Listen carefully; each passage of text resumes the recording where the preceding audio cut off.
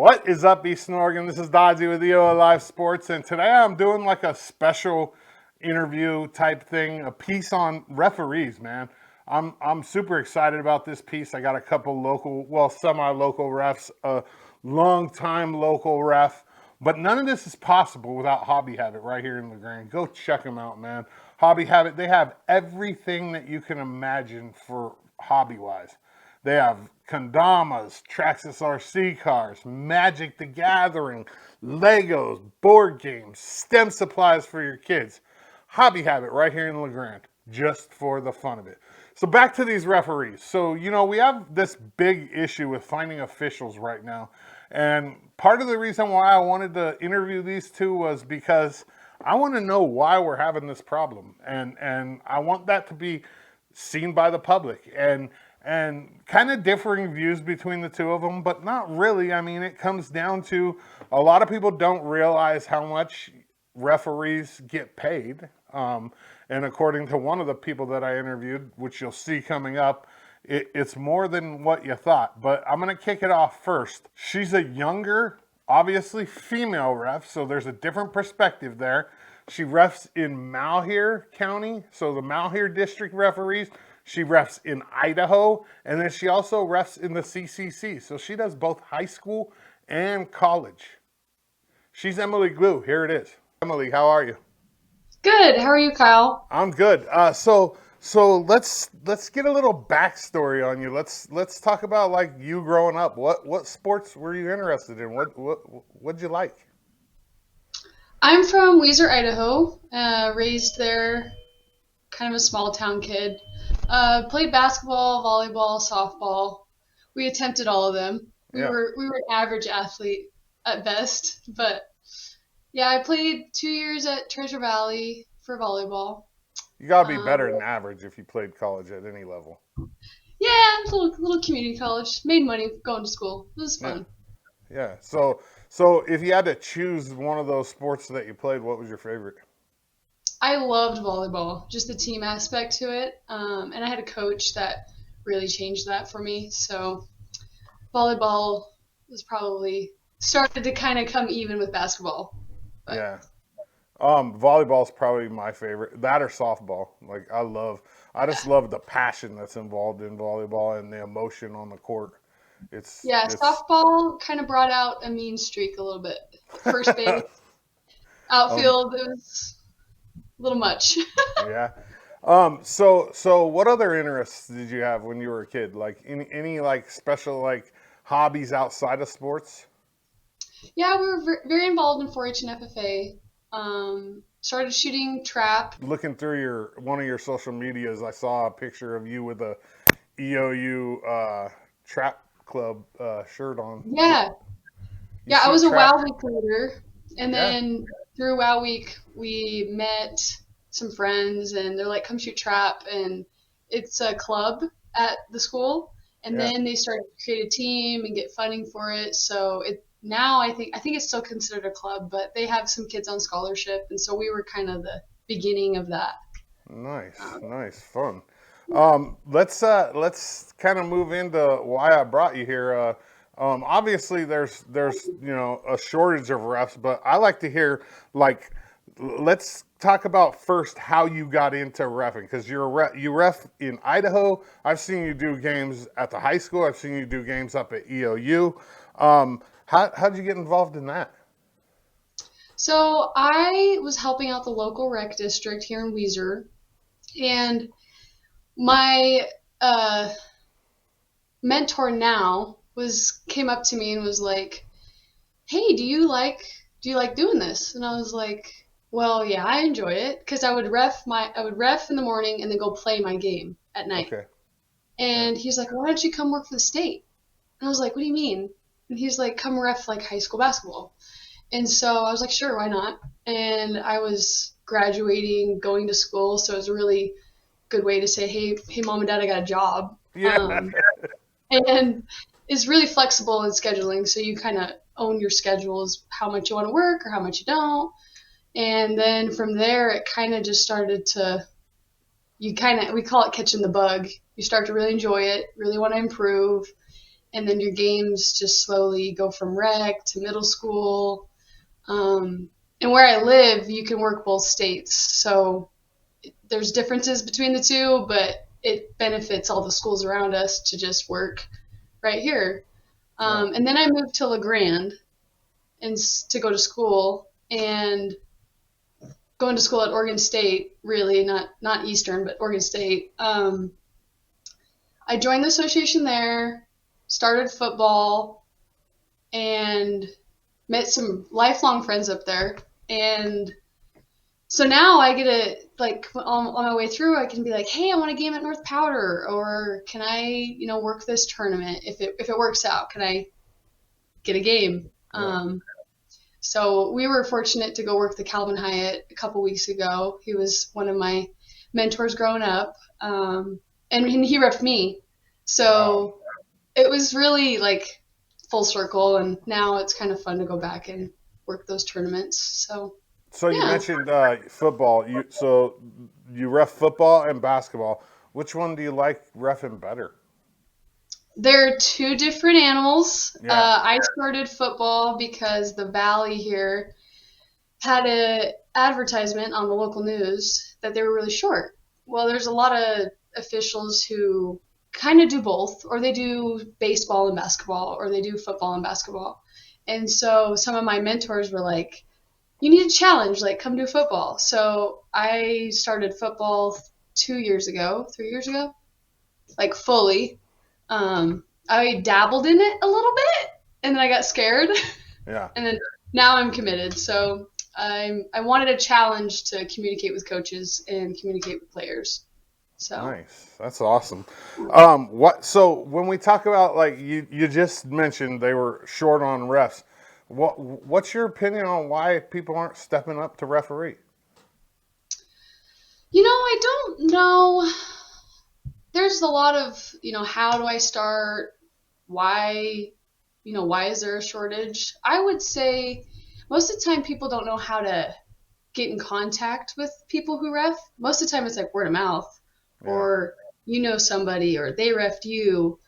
So there's been a big national push of say yes to officiating, or you'll see it in the gyms like OSAA, sign up today.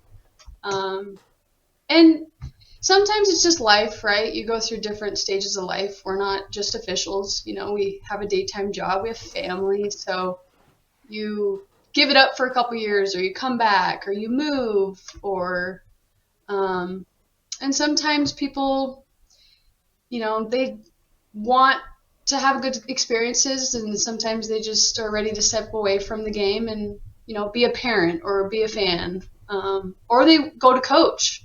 Some Yeah. people want to go coach, and so a lot of people my age are helping teams coach. I'm like, no, come officiate. Yeah. Right. Jump on this bus. Yeah, come officiate. But Do you think that so one of the things that I hear brought up a lot, and I just did an interview with Todd Gorham, he's a referee in this area, is the whole, how hard fans and parents are on referees. Do you think that has a little bit to do with it too? Like, people hear that and they're like, man, I'm not going to go referee. I'm not going to have some yahoo in the stands yell at me all game. yeah, we don't have an easy job, right? And No. it's a passionate game.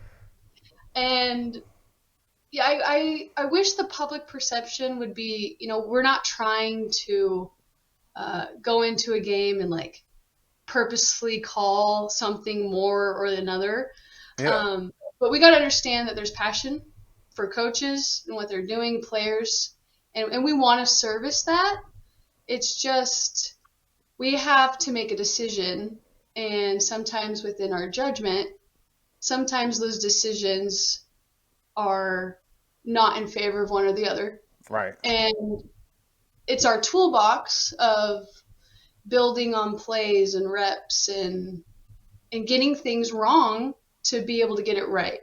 And Yeah. so we're not perfect, but the beauty in that is learning how to communicate with people and making sure that we're consistent. And at the end of the day, we just want to be consistent. And yeah.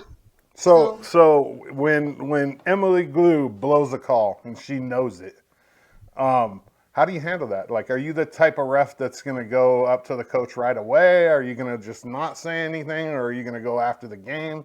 Like, how would you handle it? I always want to keep an open line of communication, and you develop really good relationships with the players and the coaches. And as long as we have an open dialogue and we can explain why we saw what we saw, and most of the time, then we just talk about other stuff. Yeah, Sometimes we're not talking about a call. Sometimes just how are you? You know? yeah, or like maybe the score of a college game, or an NBA game or something. Yeah. Okay, so you do high school and you do college. Which one's harder? Like on the basketball court, especially. Like, is it harder to ref these girls that are generally the best high school player from their high school that have all come together to play college ball, or is it harder to ref girls that are where you have like a bigger discrepancy in talent? Each game presents its own ebbs and flows. So there's some nights you're like, wow, this game is going really well. We got flow. And other nights you're it's a battle and the teams are playing hard and there's decisions that have to be made on the floor. But I'd say they each serve their purpose. So at different levels of each game, there's different rule books. And Right. sometimes the rules aren't always the same. So each one has its own challenges. They are all fun. I got back from Jordan Valley working a game, and then I get to go to LeGrand and I get to go to Walla Walla. So they each have their own Yeah. communities, coaches. Hey, we haven't seen you in a year. How are you doing? You're back. Yeah. So there's a specific school down here that I go to, and I know a family there just because I ref, and they Yeah. was like, "Oh, we're so happy to see you!" And like I know the kids, and now the little girl is like, "Oh, hey, what's up?" And Yeah. so they all have their own So, relationship. so what you're saying is people aren't always bad to the refs. There are some people that are cool. You know what I mean, and that treat refs well. Yeah, it. Don't get me wrong. It's a long season, and there's nights you're not happy with your performance, or you're not happy with how you handled something. But at the end of the day, we want to put the best effort towards what we call our craft. Yeah. So What about your least favorite thing about refing? Like, what if there was one thing that you could take out of that job? What would it be? wow, that's a good question. Yeah, like what do you not like doing? Like me personally, like I've roughed a little bit. I've done baseball. I've done a little bit of younger kid. I don't like ejecting people. Like I just don't. I'm not a fan of it. I mean, I know it has to happen sometimes, but what about you? What do you not like doing on the You court or on the know, I field? will say on the football field, and you take 50 minus 27, and sometimes you're like, wait a minute, what's the math? Like, can I add to 10? Can I like, count to 5? Right. So sometimes I'm like, wait a minute, hold on. That was 13. That was 13 yards. Yeah. Okay, cool. Or when you're inside the 25 and a penalty is like half the distance to the goal, And you're you're like trying to cut it. Yeah. 12 and a half. You're like, okay, I can add today. That makes sense. Even like when you talk about that kind of stuff, I think real sports fans though, like we do that ourselves at home. So you know what I mean? Like I'm sitting there doing the math with you. You're right, Like, but like in your head, you're like, okay, I see a sub. I know the coach might want a timeout. right, you got I just called this foul. What's the time on the clock? Uh, is their shoe tied? Like, there's so many things. is their shirt tucked in basketball? Yeah. So like, there's a rhythm to how you go through the motions, and sometimes you're like, wait, what'd you say? Like, what's your question? I And then like I'm like, that. oh, I hear you now. Half the time you can't hear the fans. I mean, Can you tune them out? we're there to do a job. And you see so many people so many nights, you're just kind of okay, my partners are here, I'm on time. And you just get a certain level of confidence that you're ready for each night. Well, I mean, So I've seen you referee before, and you're definitely confident. I mean, there's no timidness to you on the court, at least from what I've seen. What about what thank about you. your favorite thing? Like, what's your favorite thing about refing? What do you get out of it? My favorite thing about reffing is that we get to build on this set of tools, and we might not always have that situation every night, but it'll be like an anomaly to the game. Oh, I haven't seen that in a year. And then always trying to make sure that we do it correctly. And then when we have situations and we call our mentors or we call people that we rely on, like the relationships are just the best. Some of my best friends are through officiating. Um, and these people are members of the community. I mean, they have a day job. They are teachers or doctors or lawyers or realtors in the area. So, I mean, you just kind of start to know everybody around communities. That's probably Yeah, my favorite thing. I like that. Let's get a couple more questions, then I'll get you out of here. In a historically male-dominated profession, right? I mean, we can say that about refereeing. Yeah. Have there been any like challenges or specific things that have presented themselves to you as a younger female ref that you don't think that maybe a younger male ref might not be going through or have seen?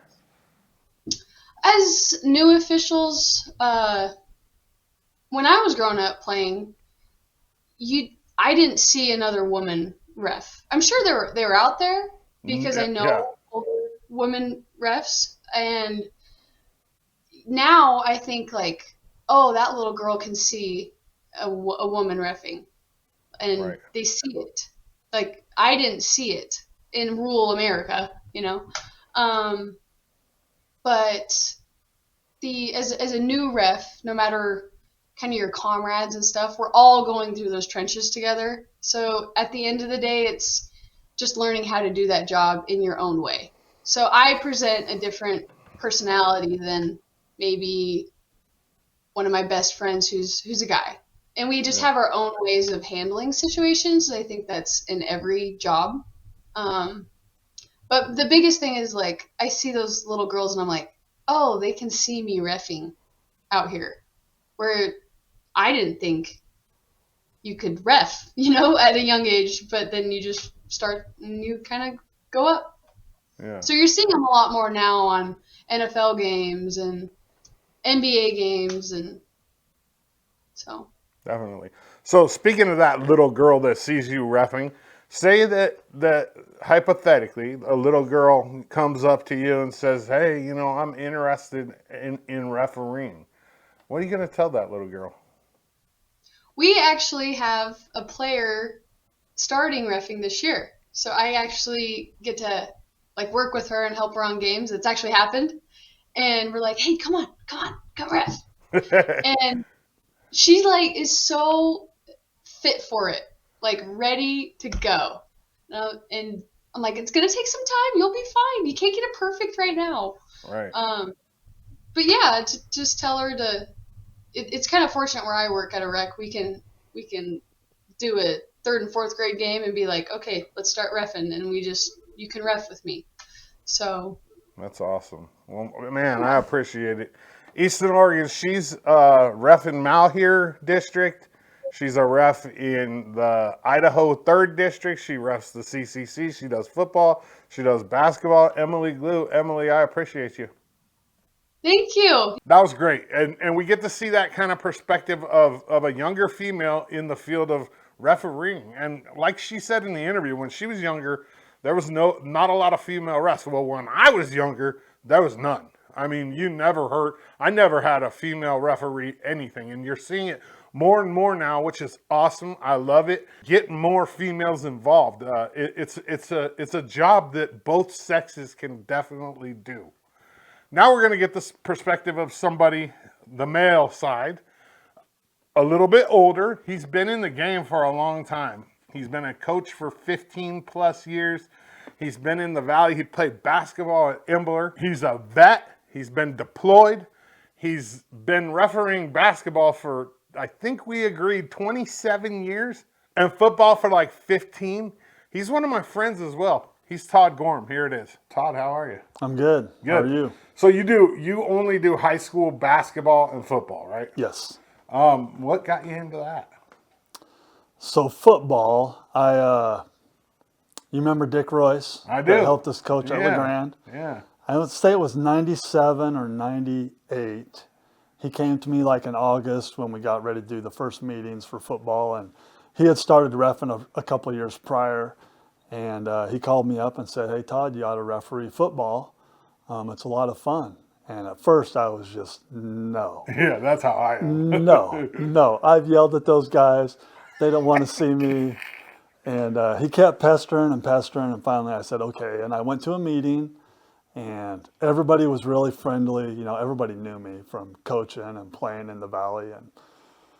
And so got registered, went to a couple of meetings, had my first game, and after the first game, I knew I was hooked. You were? It was awesome. Being out on the field in a good game. So that was 97. So it's been, going on 25, years. 27. 28 next year. 28 next year. Yeah.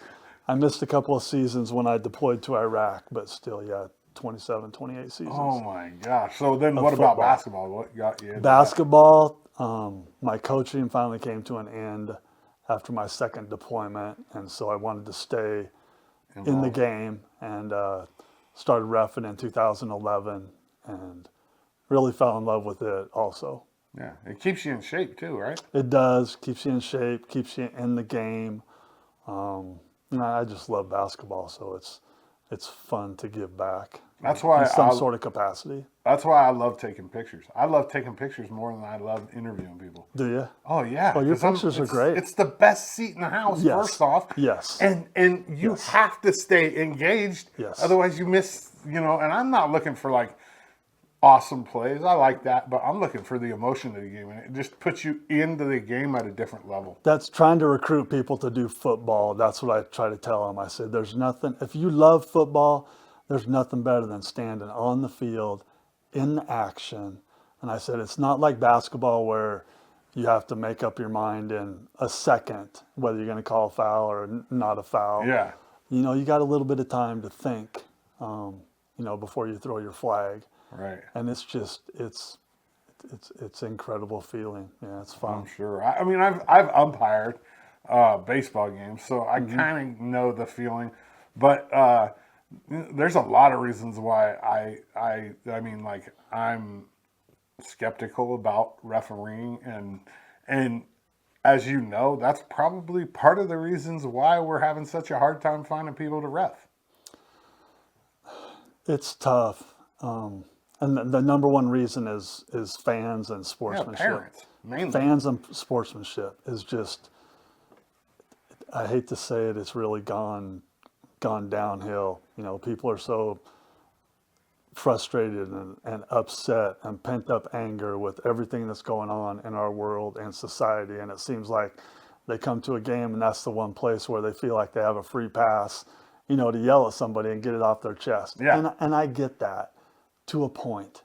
And I'm okay with fans, voicing their frustration, as long as they have an emotional outburst or whatever outlet, and then they let it go and back to watching the game. It's when they just constantly stay on you that's when it gets tough. Yeah. In basketball, they're right on top of you. Football's a little better because they're a little further away. Quite a ways away, Yes. thankfully. Yes. But like you said, the free pass part, if you kind of liken it to like, if you were to just do that to somebody in the street, you're going to get punched in the face. Yeah, you know what I mean? Like, and people do think that, oh, this is a safe place where I can rag on this guy and he's not going to do anything, and it is. Well, unfortunately, it'd be like me coming to your job, like and yelling at you. Yeah, you're doing a crappy job at your job. Come on, man, pick it up. So, which one do you like better, football or basketball? I tell you what, on a Friday night, a good hard hitting football game I don't think there's anything better. Tough to beat. What's Yes. okay? So let's kind of branch off of that. Best game you've ever refereed. 27 years of refereeing. Wow. What game pops into your mind first, and why? I had a playoff game, and I'm not sure where it was, down in the valley somewhere, and it was Vale, and I can't remember the other team. But anyway, it went into overtime. And In the playoffs. In the playoffs. So you're going from back then I think it was the 10-yard line. Each team got a possession at the 10-yard line. Yeah, that's the same rule when I was in high school. And the first team scored and missed the 2-point conversion. So 6-point lead. So a 6-point lead. Vale got the ball second, scored, and so they're going for 2 to win the game. And I was on the side. I was a linesman, or lines judge. No, linesman.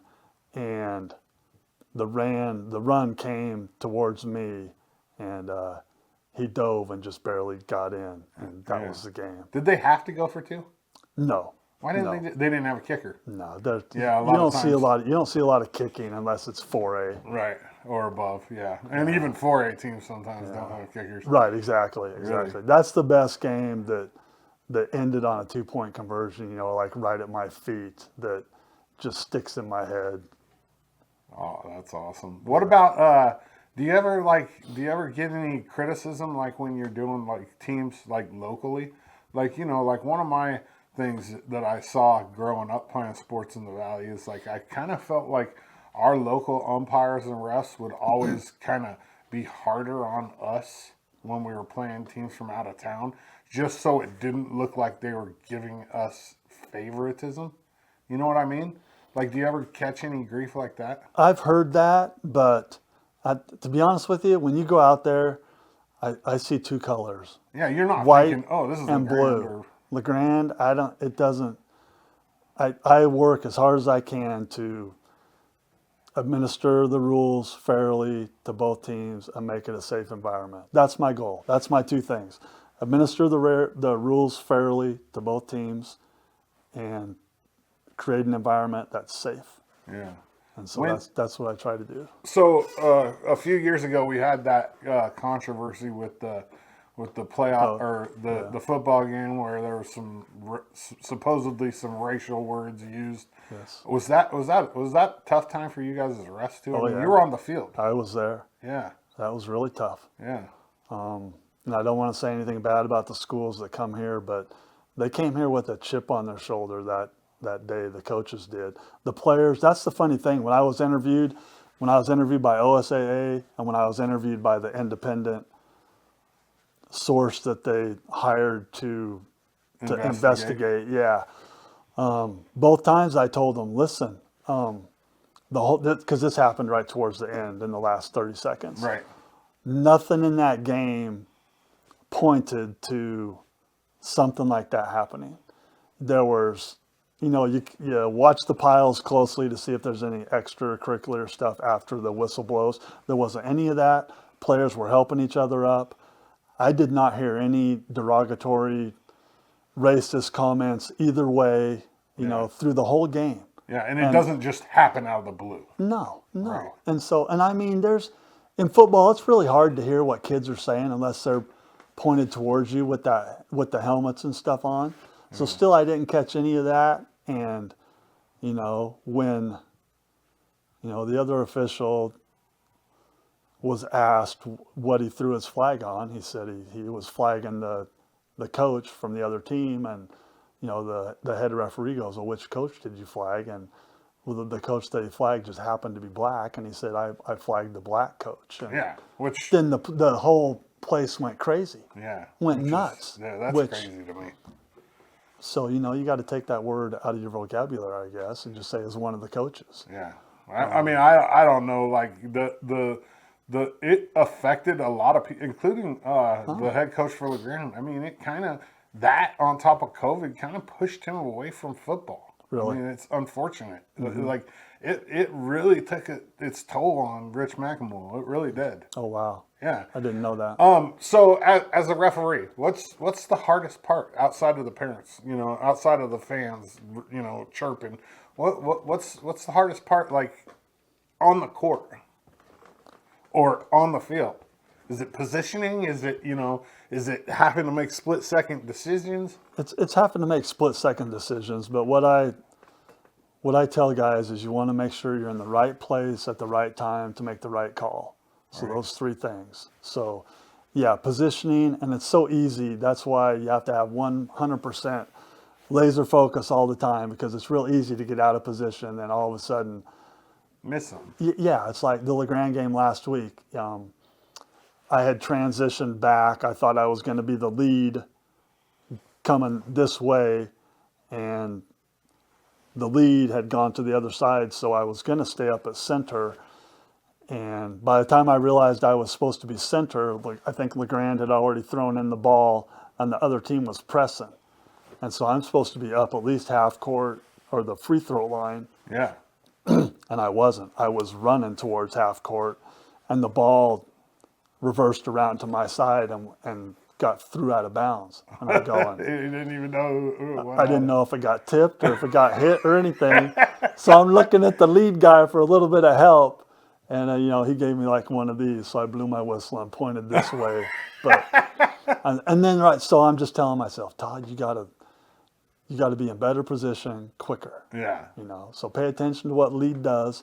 If he goes across the key, then you're going to stay center going to the other end. Yeah. But, are you the kind of ref that, like, if you make a really bad call, are you gonna like apologize after the game? Do you go, like So- you see some of the NBA guys or the refs in the NFL or college refs, if they make a really bad call? So if I blow a call or miss something, and I get close to the coach and there's a dead ball or something, I'll say something. I'll go, that's on me. I missed that one. Yeah. Okay. I'll get it next time. I like that. But I tell my officials, I said, you can only do that once a game. Yeah, you can't Or maybe overuse it. twice. You can't, you can't just, if you start going to the coach 2 or 3 times, the coach is going to go, does this guy even know what he's doing? It loses validity. Exactly. It So you definitely got to, does. and even maybe you don't even want to do it once a game. Maybe No. once a couple times a season. Yeah. Say, hey, I really blew that one. I'll get it next time. Right. I got no problem with doing that. And I'm you don't always know if it gains you anything with the coach. Sometimes it does, sometimes it doesn't. I mean, it should, especially if you're not overusing it. I think it shows the coach that you're human, first off. Sure. And the human error factor's there, but that you also have the ability to recognize when you make a mistake and own it. And that, to me, that's So yeah, I don't know if you heard about the 3A state championship game we did last year. Or not this year, but the year before. Banks and Cascade Christian. Basketball, Down in Cottage yep. Grove. No, football. Football? Okay. Yeah. We did the game down at Cottage Grove, and the very first possession,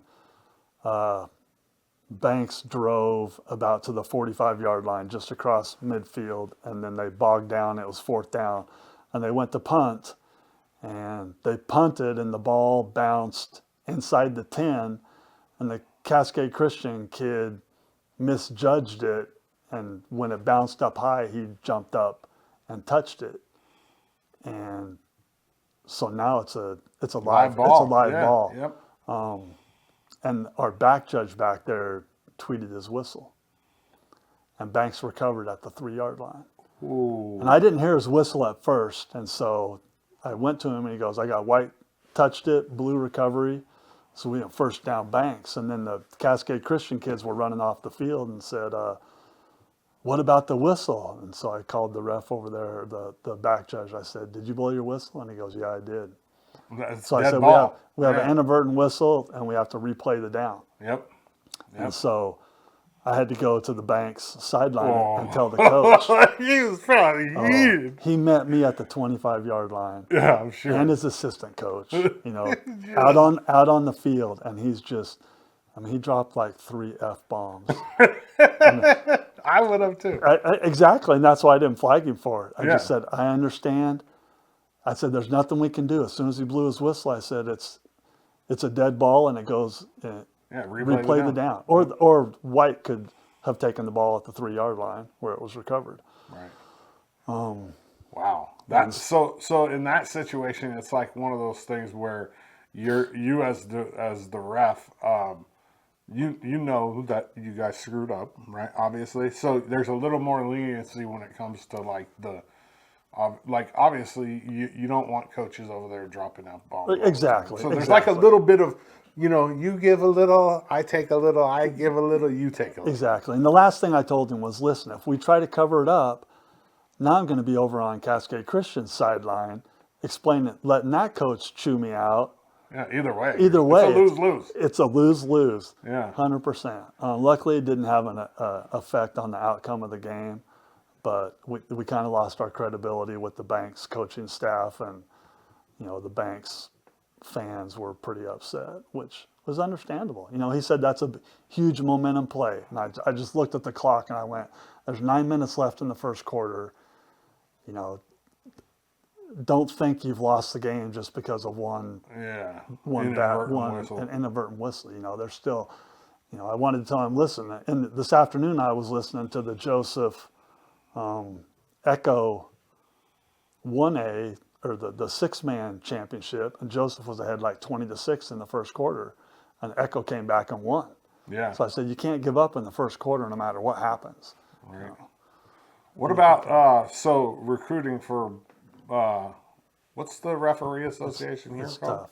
So Northeast Oregon Basketball Association. And then football's called Northeast Oregon Football Officials Association. So like you as a longtime member, what are you out there telling people to try to get them, interested in? Because if you look at it as like a regular person in the street, and let me just be candid, it costs what, $100 to buy the uniform, right? Or close, roughly. Football's a little more. A little more. Yeah. And you have to buy that out of your own pocket, right? Mm-hmm. And then you also have to, go through training. You have to do, some You have things. to register and take the test. And then a lot of people will say to go get yelled at by parents, essentially. Exactly. What are you out there telling people? Like, how are we trying to kind of change that to get people more involved? Well, OOA and OSAA have gotten together, and they really have upped the fees for football and basketball. So it pays pretty good now. So I approach people, a football game is a varsity football game, 1A through 6A is $100. So that's essentially like $33 an hour if you say 3 hours. Yeah. That's not bad pay. Yeah, plus travel. And then basketball's $88, plus $10, so $98. It's not bad. It'll go up again next year. No, you say, because of my work schedule, I only get to do 10 or 12 football games a year. But if you have a schedule that's more conducive to doing JV games during the week, and maybe, it used to be when I started officiating, you could do 2 games on Friday, an afternoon game and an evening game. But now everybody's got lights. Yeah. So it's only 1 game on Friday. Yeah. But you used to be able to do like a Monday JV game, a Tuesday JV game, and then 2 games on Friday. And, you do 25, 30 games throughout the season. That could be your full-time job. And then basketball, you do 60, 70 games. Right. You can make $5, $6 grand. Yeah. So I try to approach people with money. I try to, it's not as, it's the sportsmanship and getting around the fans is a tough, I said, it's going to be there. I said, you just got to have thick skin and fall back on your training and your rules and what and that'll keep you out of hot water 90% of the time. Nice. But you still got those people that are, I had some people at Elgin screaming at me last week, just right behind my back, and I really wanted, 5 years ago I'd have probably turned around and said something, and then I thought, they don't know what they're talking about, just keep going. I was watching the EOU game against, I want to say it was LCSC Walla Walla. It was against Walla Walla. And they had a fan sitting right next to the camera, and they just have ambient sound, right? Mm-hmm. And literally every play, this lady was yelling, whether it be at the ref, her own team, or Eastern Oregon. And I ended up sending Walla Walla's athletic department a message saying, hey, if you're gonna have this lady sitting right next to the camera, I would recommend that you turn the ambient sound off because it made this stream miserable. Wow. You know what I mean? And that's what you hear as a ref too. I mean, Sure. you can't shut your ears off. No, yeah, you know, in some of these smaller gyms and that, you know, especially these games that we had over the holidays where, you know, the gyms were basically empty, you know, you could hear one or two people, you know, plain as day when they voiced their frustration. Yeah. In these little like union or smaller gyms like that. I mean, look how many people were at LeGrand last week. Yeah, not very many. Not even 50 people there, probably. No. So. Yeah. So what's the difference like as a player? How'd you treat, how'd you treat refs? Were you pretty? So things have changed so much. Oh, you know, way. back when I played, our coach, He would strangle you if you he got on a ref. wanted us to play with no emotion. Do not talk to the officials, Right. ever. So there wasn't any complaining. I never got a technical or even talked back to an official. I mean, it just back in our day, you just didn't do it. Yeah. And you know, what's frustrating is, you know, I coached for about 15 years, and I used the same rules that my coach did when I played. You know, if you got a technical foul, whether you're a starter, it didn't matter. You sat out the rest of that game. Okay. You were That's done. fair. Yeah. And if you were a starter, you didn't start the next game. Okay. And in 15 years, I had 2 players get technicals Yeah. just because of that rule. Accountability. Exactly. And, you know, nowadays a kid gets a technical and he doesn't even come out of the game 90% of the time. Right. It's definitely a different world when it comes to that. Yeah. So, you know, that can be solved by the coaches. And that's, you know, there's such an emphasis on sportsmanship, even from National Federation and OSAA, that, you know, I talk about it in my pregame. I talk about it in my pregame with the coaches and the captains. Listen, it's sportsmanship. You guys are captains of your team.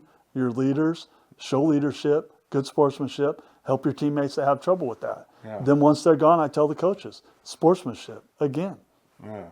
And then, you know, a player gets a technical and the coach wants to yell at me. And I'm going, you know, I'll tell you what happened, and then you need to take care of your player. And then when you don't see that happen, that's frustrating. I can imagine. I wish that you know, like the phrase, none of this is going to matter in 20 years would be used more often, because like nobody's going to remember the score of LeGrand versus Baker in 2025 in 2045. Right. You know what I mean? So Right. the reality of it is treat people right. Right. It's like, it's that simple in my eyes. Right. And I, you know, out of all I do tell a few people this, out of all the games I played, all the games I coached, and all the games I've officiated, if I add all those up, I can maybe 2 games where I thought the officials with bad calls cost a team a game. A game, yeah, which is Out out of of how many games? Yeah, thousands. exactly. Thousands. You know, so it just doesn't happen very often. Yeah, You know, and and in this day and age, since COVID, now that everything's on NFHS video, Streamed. all the games are streamed and on video. So it's real easy as an official to go back and watch your games and critique yourself. Absolutely. And that's what I'm president of the Basketball Association, and we have a new commissioner this year, and we've really encouraged our officials to go back and watch the games. You don't have to watch the whole game, just the games, or go back to the game, go back to the plays where you had questions about, did I get that right or did I get it wrong? Was I in the right spot? And then, you know, we've encouraged our officials to clip those plays and send them in, and then we go over them. Yeah, use it as at a our tool, meetings. training Absolutely. tool. Absolutely. Yes, and I tell you, there's not a greater training tool than watching yourself on video. I mean, when we started watching football games, I don't know, 5, 6, 7 years ago, especially as the white hat, you know, standing back there, you know, you're not as mobile as when you're on the side. And I had a bad habit of reaching up and touching my ear or touching my nose, just a nervous habit. And I watched the game and I'm going, man, you're doing that like every 10 or 20 seconds. And so by watching video, I was able to Just change that behavior and not do that. Good. Awesome. Well, man, I appreciate you talking to me about the refereeing. I mean, it's a important subject right now. There's games that have been canceled because we can't find referees for or games that have to be moved quite often.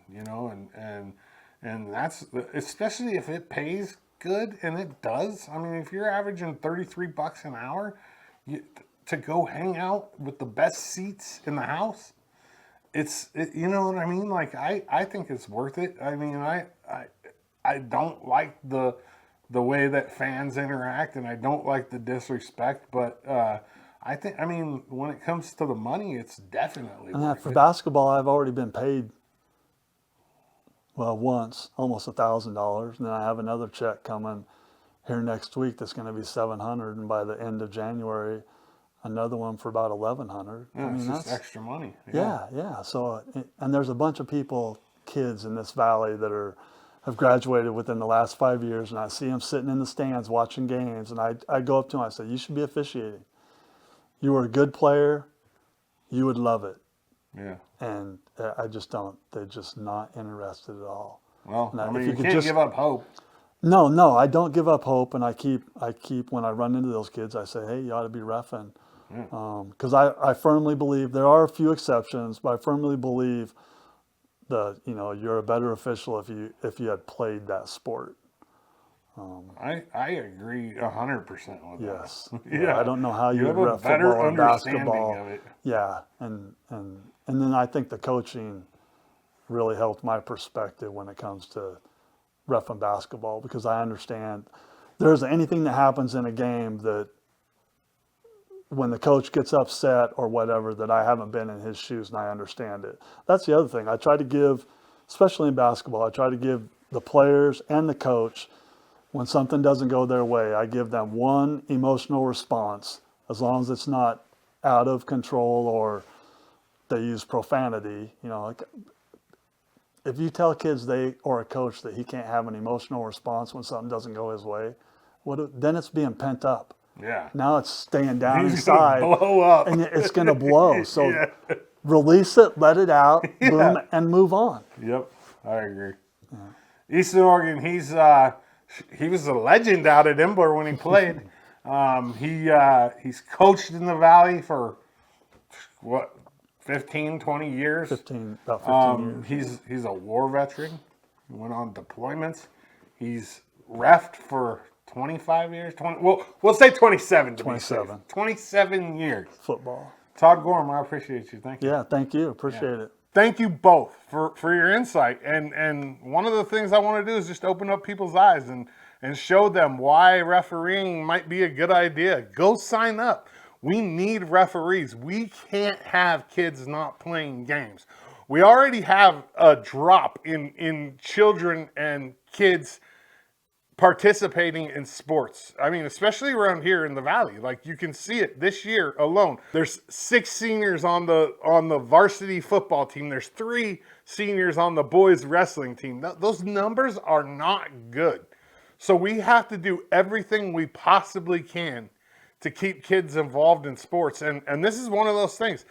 We can make sure that there's refs by exposing it and by showing people that, hey, we need refs, and hey, it's not as bad as you think it is, and it actually pays pretty good. None of this was possible, though, without Hobby Habit. Man, I appreciate them. It's right on 411 First Street here in LeGrand. It's a great shop. Joe and his team have done a great job remodeling the inside of there and bringing it more modern. It is absolutely beautiful. Hobby Habit, just for the fun of it. Eastern Oregon, that's all I got for you on this referee thing. I really hope that you take the time to watch this, and if you did, to really truly think about maybe making a little bit of extra income and signing up to become a ref today. I appreciate you. I'm Dodzy, and I'm out.